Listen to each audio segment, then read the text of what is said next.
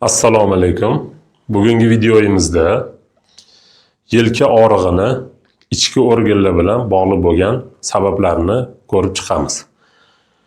Yelka bo'g'imi bir necha mushaklar bilan qoplangan. Ya'ni yelkani o'zini mushagidan tashqari bog'liq bo'lgan joylar ko'krak mushagini tepa qismi, kichkina ko'krak mushagi, orqadagi kurak osti mushagi, mana bu tishsimon mushak, oldi qismi, shularning hammasi yelka bo'g'imidagi og'riqlarga olib kelishi mumkin. Endi bu mushaklar hammasi ichki organlar bilan bog'liqligi bor. Ichki organlarda muammo bo'lganda yelka atrofidagi mushaklardan qaysi biridir bo'shashib, qaysi biridir kuchlanishga o'tib, ya'ni gipertonusga o'tib, yelka bo'g'imidagi og'riqlarni keltirib chiqarishi mumkin. Ko'rib chiqishni boshlaymiz. Mana bu ichkariga tortganda oshqozon bilan bog'liq bo'lgan mushak, ya'ni ko'krak mushagini tepa qismi. Tort. Mana bu yerda kuch bor. Endi parallel liniyalarni ko'rsatganda, agar bu mushak bo'shashib ketsa, bu mushakni normada ishlayotganini bildiradi. Qara. Tort. Tushib ketdi. Demak, bu normada. Keyingisi ko'krak mushagini katta qismi. Bu yoqqa tortiladi. Tort. Barobarga qaraganda tushib ketdi. Demak, bu ham normada. Keyingi mushagimiz qora taloq bilan bog'liq. Qora taloqni mushagi. Ayniqsa bu limfa sistemasida zaharlanishlar bo'lganda, limfa sistemasini ishlashi yaxshi bo'lmaganda, bu mushakda o'ta kuchlanish yuzaga keladi. Toptamiz. Kuch bor.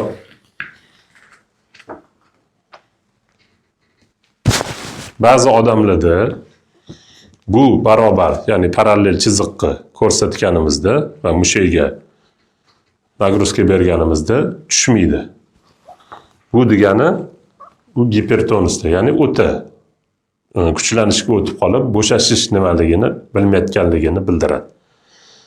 Buni tekshirdik. Bu yerda hozir modelimizda hamma organlarda norma bo'lgani uchun bu ko'rsatganimizda qo'l bo'shashyapti. Bu normalligini bildiradi. Endi yana bitta mushak. Yelkani o'zini mushagi. Bu o'pka bilan bog'liq. O'pka bilan.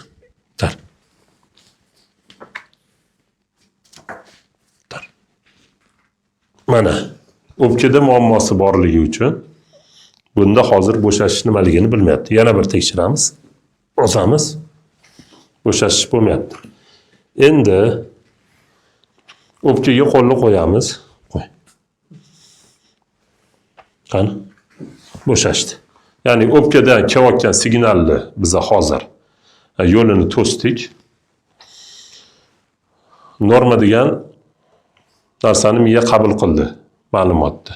Hozir endi qo'lni olgandan keyin yana o'sha ahvol. Mana bo'shash nimaligini bilmayapti. Demak, o'pkada muammo bor. U o'pkadagi qisilish yoki bo'shashish, shunga o'xshagan bir strukturaviy muammo bo'lishi mumkin, yoki o'pkadagi shamollashlar, biokimiyaviy muammo bo'lishi ham mumkin. Yana bitta narsa, o'pkani o'zini meridiani bor. Bu Xitoy meditsinasida ayniqsa igloterapiyada ko'p qo'llaniladi. Shu meridianlarda buzilish bo'lganda ham o'pkada shunaqa o'ta kuchlanishga o'tib qolishligi mumkin. U har qanaqa organda. Yo'g'on ichak bo'lsin, ingichka ichak bo'lsin, o'pka bo'lsin, qora taloq bo'lsin, meridianida buzilish bo'lganda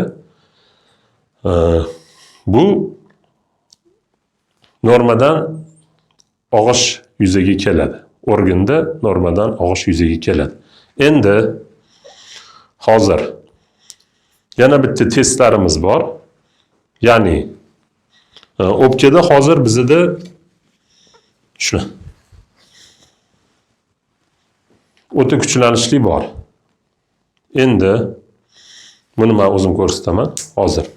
Bu strukturaviymi, biokimyaviymi yoki meridian bilan tegishlimi, o'shani bilish uchun qo'lli maxsus holatlari bo'ladi. O'sha holatlarida orqali muammo nimadan kelib chiqayotganini topishimiz mumkin. Qani? Qo'lni bundoq bosh barmoq va ko'rsatkich barmoqni birlashtirganimizda bu strukturaviy muammoni ko'rsatadi.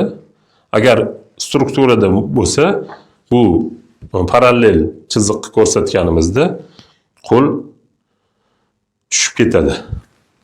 Qani? Yo'q, strukturada emas. Endi bu yog'i. Bu biokimyoviy muammo, ya'ni o'rta barmoq va bosh barmoq. Yo'q. Mana bunda ham strukturaviy biokimyoviy muammo ko'rinmayapti. Endi nomsiz barmoq bilan bosh barmoqni birlashtiramiz. Mana bunda tushib ketdi. Demak, bemordagi muammo meridian bilan bog'liq. Endi yana bitta jimjilo bilan birlashtiramiz. Bu odamning emotsiyalari, ya'ni hissiyotlaridagi hissiyotlardan kelib chiqayotgan muammo. Qani? Yo'q. Unda emas.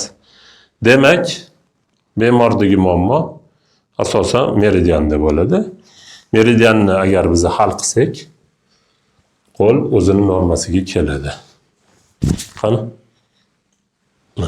Bu har qanaqa organ bilan bo'lishi mumkin. Ya'ni u qora taloq bo'lsin, o'pka bo'lsin, boshqa. Bizda endi hozirgi holat o'pka kelib chiqdi. O'pkani mushagini tekshirdik va uni kelib chiqayotgan muammosini kelib chiqayotgan manbasini so'radik. Bizda bu meridiandan kelib chiqayotganini ko'rsatdi. Biokimiya bo'lsa, ularga giyohlar berishimiz mumkin. Yoki shu sohada vrachga borib uchrashishni tavsiya qilishimiz mumkin. Giyohlar bilan hal bo'ladigan bo'lsa, giyohlarni tanani o'ziga qo'yamiz, tanlaydi.